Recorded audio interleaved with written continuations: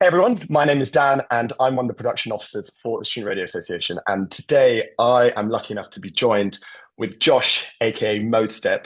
Thank you very much for joining me. How are you doing? Thank you for having me. Yeah, good. As we were saying before, just in sweaty London right now, having a weird late in the year heat wave, I guess. Yeah, the heat wave is annoyingly keeping us not as cold and as fresh as we wanted to, but we're going to still keep going with it. Yeah. So I want to dive straight into it. I want to find out a bit more about how you got into making music. And I'm particularly hmm interested in finding out what's been your biggest inspiration, both back in 2013 when Evolution Theory came out and now as well. So my start to music was very young. I, at like 10 years old, decided to pick up an instrument. I don't know why, just saw it and was like, oh, that looks like it makes sense. So I started teaching myself piano at like 10 years old. Um, and was always into like Motown and Pink Floyd and stuff that my parents would play around the house type music. And then as I grew up, I kind of got kind of into like underground cultures of music, like UK garage. Like 11, 12 years old, I was bunking off school to go and DJ at pirate radio stations and stuff like that.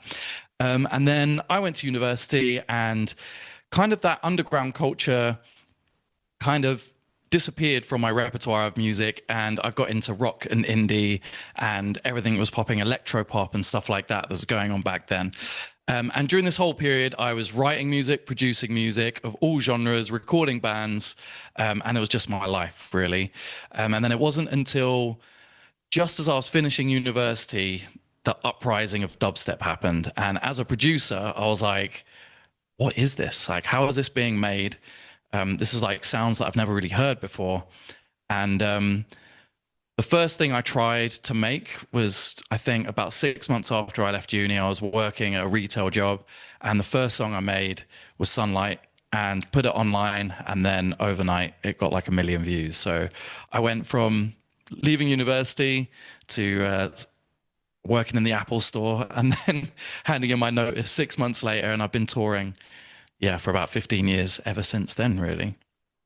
That is, I mean, there's been so much history and so much that has influenced and changed the way that you make music and kind of fed into the style that you've got because you're blending so many genres all at once as well whilst you're making your Yeah. music.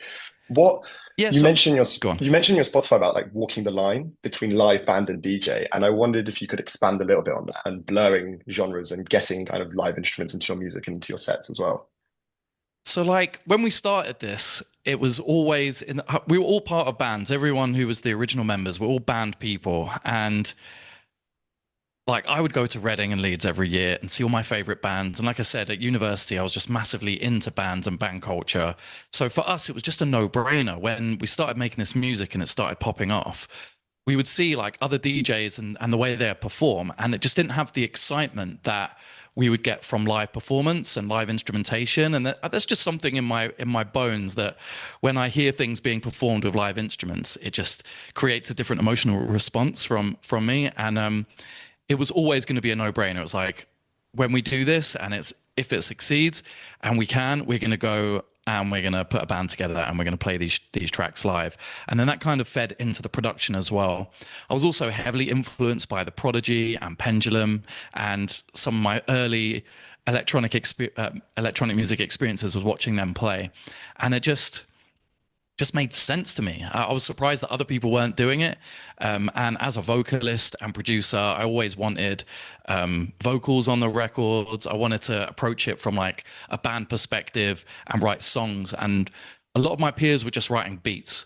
So I just kind Mm. of wanted to make sure I was making music that had like had the appeal that I was used to, I guess. Yeah, it's kind of the thing that I'm in my brain is like what makes mode step. What would you say is the Yeah. kind of key ingredient that makes your music uniquely mode step? I think the only thing that is the same throughout is just their songs. And we try and have always tried to keep it like a quite classic song written song instead of it just being, like I say, like a beat or like a sample on a beat or something like that. especially with this new album, a lot of it was just written with guitar, vocal, or piano and vocal first, and then the production comes later. Whereas I've noticed a lot of my peers will start with loops or start with vibes. Whereas, yeah, us, that is like that's the later part of writing. I think that is really what's created the sound over the years. Yeah, you've released some really, really popular tunes, such as Show Me a Sign and Feel Good. But as you mentioned earlier, none of them quite compared to the hit that was Sunlight. Yeah. Can you tell me a little bit about how that song kind of came about and what the process of making it was like and how it kind of just flew off? Yeah, it was at the time we were listening to a lot of Circus Records stuff, so Dr. P, Flux Pavilion, stuff like MLK, and a lot of them had this like very euphoric vocal top line that insinuated like going out partying and just like being in the moment, being in the night. So I can't remember how it started. I think we started by chopping up a sample from an old record we had bought to make like the sampley sound that's in the background. And I just sat there and just wrote out a bunch of my feelings on that I would get during a night out. And I remember I must have written like 3 or 4 pages. I was sitting there scratching my head. I was like, this is the loop we have is it's good. It implies a certain vibe, and I just need the right lyrics to hit. And I wrote pages and pages of stuff, and then I noticed on that page there was "Put on your shades, wave to yesterday, sunlight hurts my eyes," and I was like, "This is it!" Like I knew instantly. I ran downstairs to tell the other bandmates, like it's happened. I got it, and this one's going to be the one. And I remember even just the demo version we put online, and and even that racked up like millions of views without the video, without everything else that was associated with it. And labels just came knocking. It was like nothing I could ever have expected from like 2 lines of lyrics, basically. That was the song that kind of almost like, would you say like took like made most of like take off essentially? Yeah, I Like think one of the that big same ones. day we wrote "Sunlight to the Stars" and "Show Me a Sign." I think they were all written in the same day, and yeah, it was definitely out those three that yeah made us blow up for sure. Did you realize, or did you think that it was, did you realize it was going to become as popular as it did whilst you're writing it? Because you kind of said when you put together those 3 lines, you thought you were onto something there. I knew I was onto something, but you can never predict what's going to happen. Like I said, at this point, I was writing these songs on a weekend, working at the Apple Store during the week.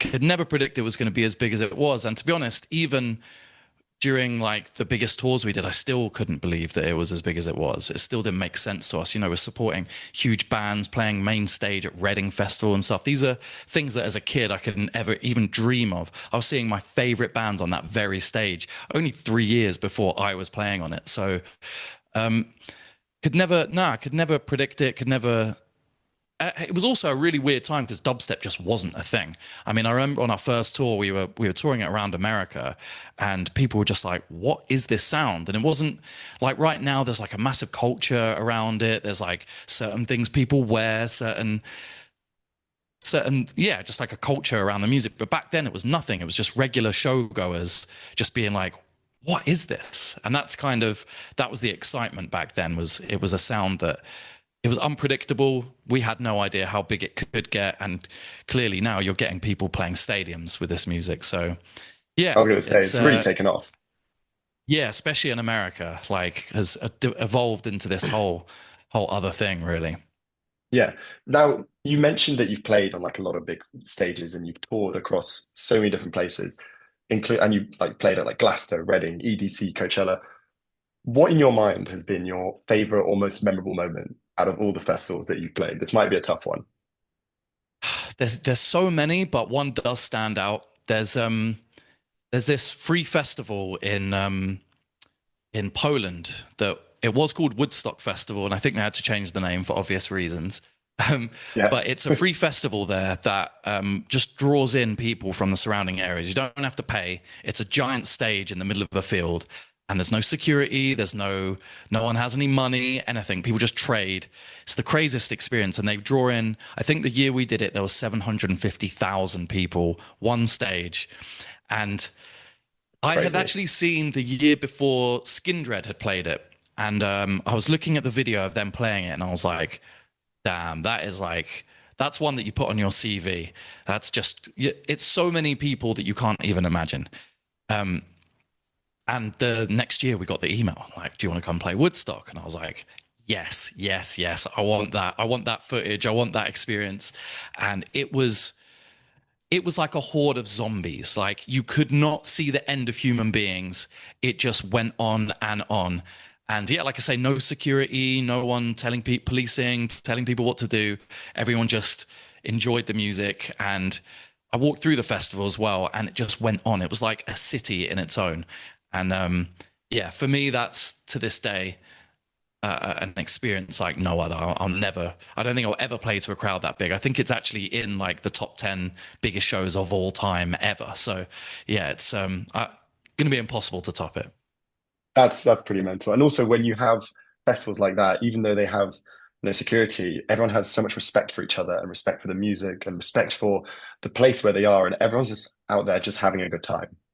That's And it. And it's a that must have been charity a really thing nice as bit. well. It was amazing. Yeah. And it like, because there's one guy who like runs the festival, and he's like the guy, and he sits at the side of the stage and on his own little deck chair just kind of like watching, and if anything kicks off, he grabs the mic and talks to people, and everyone just listens because they respect this guy and what he's put together. So yeah, it's amazing. We got to play it again last year. They brought us back, and to be able to relive that twice in a lifetime is, yeah, unbelievable. That must have been up there. That's incredible. It's like you've played it twice now. You've played at all these different festivals. Over the past 10 to 15 years, the music industry has evolved and it's changed so much, along with Yeah. concerting and festivals and gigging, and clubbing as well. How do you think EDM music has changed and evolved over this time? And more specifically, I'm interested to know, how has your music adapted from a time when dubstep reigned supreme to now where drum and Yeah. bass is Yeah. king, basically? Yeah, it's changed so much. I mean, when we started, it was still the MySpace era. There was no algorithms. If you liked something on Facebook, you saw everything from it. There was nothing to dictate. Oh, you're interested in, I don't know, you bought this off Amazon, therefore your feed is going to be full of all that stuff. None of that existed. There was no ad spend. There was organic reach, and it was no pandering, no content grind in order to be seen. It was a lot more of a natural and easy way to kind of get exposed to people. Whereas now I look at up and comers and I'm just like, I don't know how they navigate it. And I do feel sorry for people who are just starting now, musicians, where they have to just give up their creative freedom and their creative rights almost from day one, just to grind content out and make sure it's seen. And I think it's having quite a like negative effect on music as a whole. Unfortunately, I feel even though is some of the best talent there's ever been, I think everything is becoming homogenous. Everything's kind of becoming like one because in order to succeed, you have to follow the formula, and that therefore everybody is kind of just like funneling towards the same sound, the same content, the same ideas. Whereas I feel like 2010, there was like this open platform. I mean, people were still buying vinyl in record stores, and you couldn't download songs. There was a big dub plate culture, and I just feel like people would just put out music because it was them and not because they knew it would do well. So I'm finding that has been the difficult thing to overcome. And at one point in my career in 2018, I moved to Los Angeles, and because dubstep was so big there, and I found myself moving towards oh well, this is popular, I know it's going to get clicks, therefore let me do it. And after 5 years of doing it, it just wore down my mental state to the point where I was like, what's the point in doing this anymore? You know, if I can't be creatively free and I can't do what it is that I want to do, um, I'm just becoming part of a system that isn't positive for creativity. So when I moved back to the UK, and obviously drum and bass was having its huge boom, it's all I'm surrounded by, it's all I'm listening to, but it matches the visual scape of what you see in the UK, and the culture is just so rich in the music that it hooked me, and I was like, this is where I want to go. And I didn't want to do what, there's definitely a type of drum and bass that is just like popular right now. And I could have taken that route as well, but I just wanted to make what Modestep is known for, which is crossing over band music with electronic music. And yeah, I feel like with the new record, that's kind of what we've hit on, really. That's amazing. You've like been essentially adapting and changing, but in a way that still it's staying true to what you wanted, the music that you wanted to make, and the sounds that you want Modestep kind of represent as well. And Yeah. that's been really like impressive. It must be quite challenging as well, but it's really impressive that you managed to keep it going. I want to continue on the idea of sound. You've collaborated a lot with other artists as well, like for Headaches for Hmm. On Your Mind and Virtual Riot, amongst a bunch of others. How do you make sure that your unique sound is present throughout the music and imprints on new listeners who might not necessarily heard your music before? I think it's a lot easier for us because we have a vocal and therefore a voice and therefore something unique that quite a lot of other people would have to imprint their signature sound into the production, or something that is, you know, inherently theirs. Whereas I can sing on something someone else has made and then it becomes Modestep. But I still feel like even with the Headaches tune, and with all the stuff we've done with Virtual Riot, it's all still quite song based, and there's still songs you can sing back. And I think even back then on that first Headaches album, quite a lot of it wasn't that. Again, it was just beats, and it was like DJ tools, and I think that was the only song on that record, or minus maybe one or two, that did have like a vocal chorus or a hook that people could sing along to. And I think that's testament, because it's been like the biggest success out of that record, and definitely gave him a platform to be the huge superstar that he is now. Yeah, yeah. I wanted to move to your move to London. More recently, Hmm.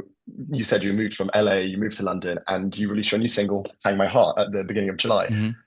I'm also, in fact, from London, and I'm incredibly aware of how diverse and creative and inspiring London can be. How has London impacted this new single? And do you feel like you have a special connection with the city? Not to mention that the music video that you filmed for it was also filmed on the Yeah. tube. Yeah, I mean, our second album is called London Road, and it was literally an ode to London. So I mean, I've been born and raised here. This is the only place I know. I've only ever lived in and around different parts of London, other than when I moved to LA.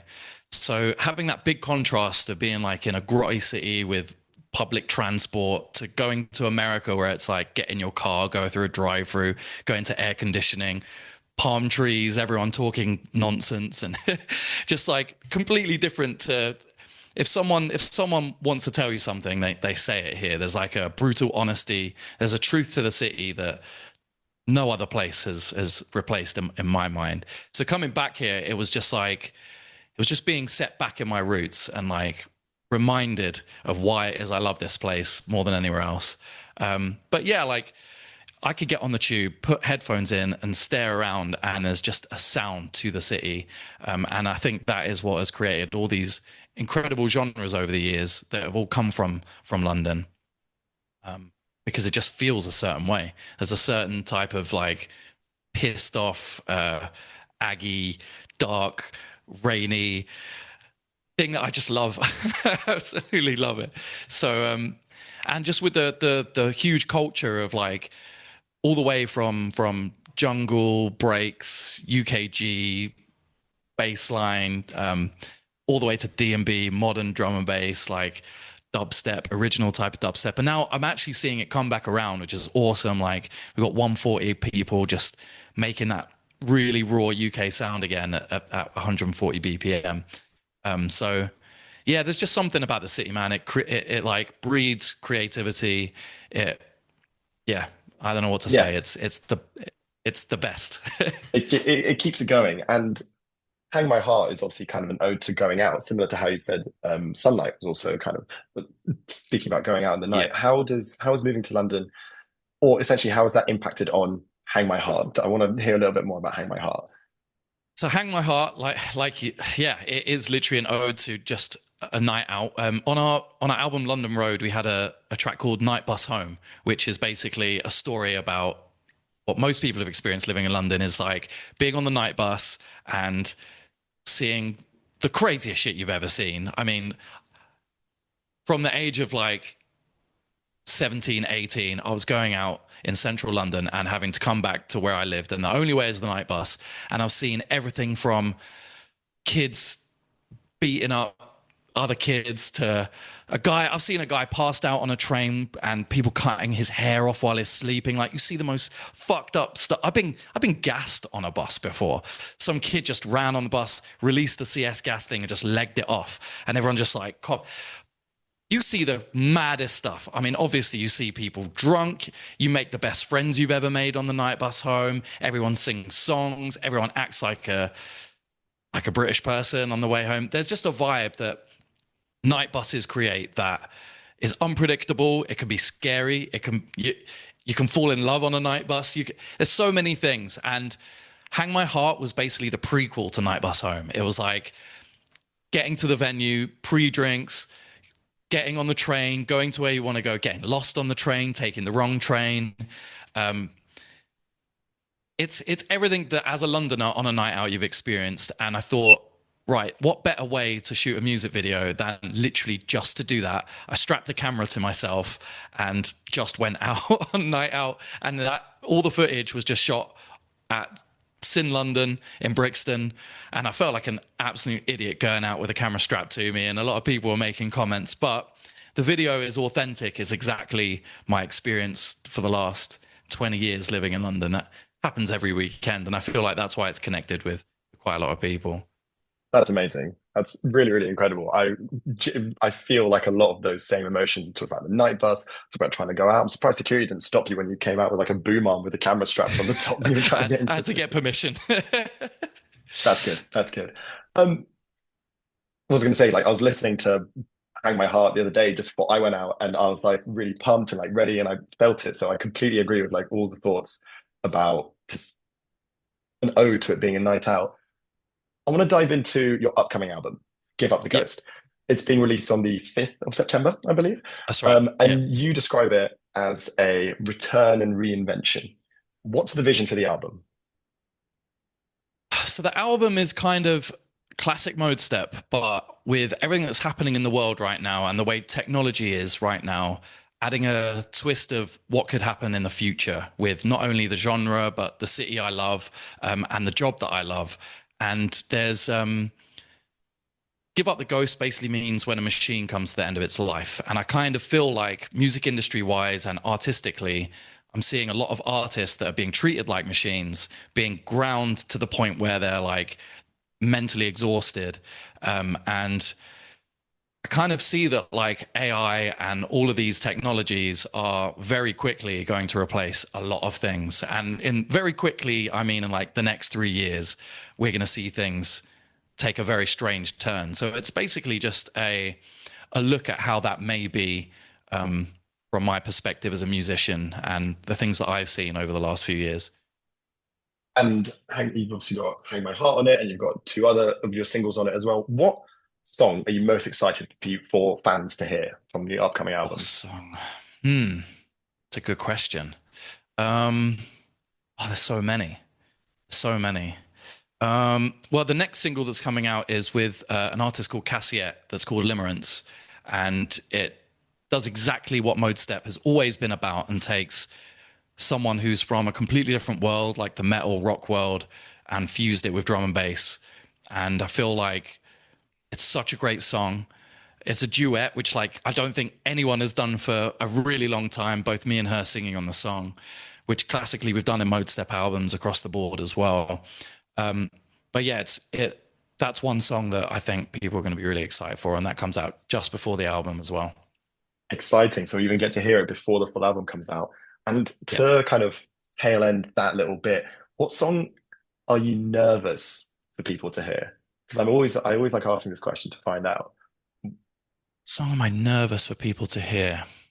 There's there's a really weird song on there that I love, but I'm not sure how people will like. It's like a real mix of drum and bass and rock, and basically the entire song is just a rock song, and then the first chorus drops into drum and bass, but then the last chorus drops into just a full metal breakdown thing.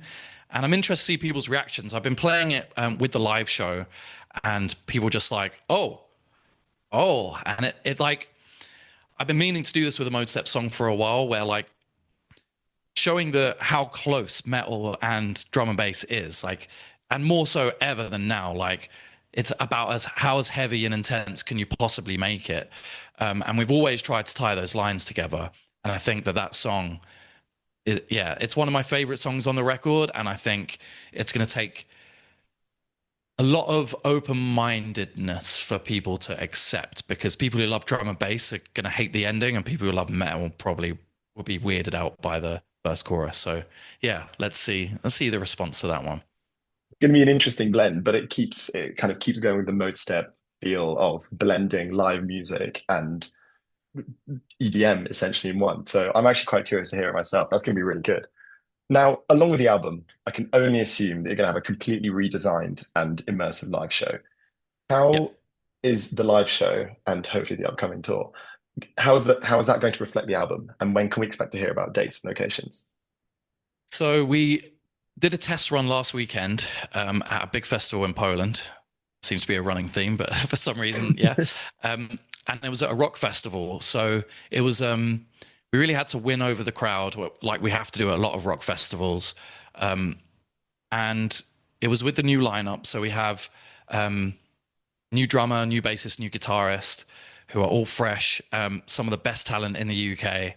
And we've been working really hard to make this live show the best Modestep live show, to bring that energy that we were known for back at the festivals back in 2013.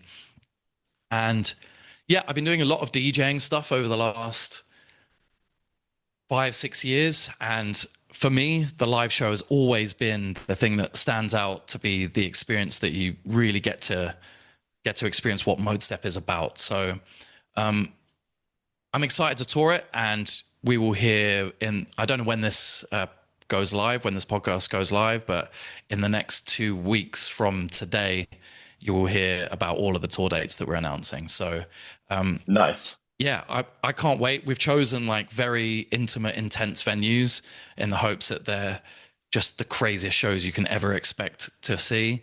And yeah, it's a real departure from myself. At one point in the live show, I was doing so many things: DJing, playing instruments, playing piano, playing, doing effects on my voice. And now all it is me at the front with a microphone, commanding the crowd, and then a band behind me making the music happen. So definitely a different vibe for me, but it's given me the space and time to do exactly what I enjoy the most, which is make sure people are having the best possible time. And making sure that people are just loving the music and enjoying themselves. And if you're up at the front, making sure that people are having a good time and make sure that people are loving the tunes and loving the music and just providing the energy, then I mean, the show must be incredible. Are there any kind of, what was I going to say? Are there any like sneaky ideas or like hints on like the sorts of things we can expect in the upcoming live shows? The live shows, so we've kind of reworked a lot of the old songs to be slightly more live and a bit more modern, but we still have like the classic moments in there. But it's a non-stop performance. It's not like when you see a band and it's like, here's one song, stop. It's non-stop energy from start to finish. And so far, we've done with the new lineup 3 shows. The response has been crazy, and from crowds that have no idea who we are as well. So it's yeah, I'm excited to tour it again. I'm excited to bring that energy that we were known for back to the dance floor. Yeah. Oh, this should be absolutely awesome. Well, I have one tiny little question left just to round off Let's go. this chat that we're having. Is you have such an extensive discography with a lot of released music. My personal favorite one has to be your 2018 single Summer, which I've been listening Oh, to for so many years now. Absolute amazing. banger. But what is your favorite tune that you've ever made? And it can be an unre and it can be one of the upcoming ones. Hmm. My favorite tune. There is one on the new record that is it's a weird BPM. It's in between dubstep and drum and bass, 160 BPM song that I made when I literally the first week I moved back to the UK. Um, and it is called Forgive Me. And it's kind of this burial-esque London soundscape breaksy tune that the rest of the album doesn't fall into this category at all, but I just love this so much that I had to put it on the record. And it's this one song I can just put on repeat and repeat. It's not for DJs, it's not for people who like songs. It's just this one soundscape that for me sums up London so well and sums up like my musical tastes and my upbringing so well that like I'm excited for people to hear it. And yeah, for me, it's like I don't know, chef's kiss moment. I love it. It took me literally 3 hours to make. I haven't changed it whatsoever from when I first made it. Sat on my, not in a studio, sat on a sofa with headphones on, and yeah, forgive me on the new record. That's going to be super good. I'm super excited to hear it. I'm super excited to hear the album. There's so many good songs, it sounds like, coming up on the album. Songs that are going to make people think, songs that are going to make people move, songs that are going to make people dance. And I'm super excited as well to hear the mix that you have with rock and metal and drum and bass and dubstep and just all these genres coming together. I'm excited to see Modestep in the new studio album.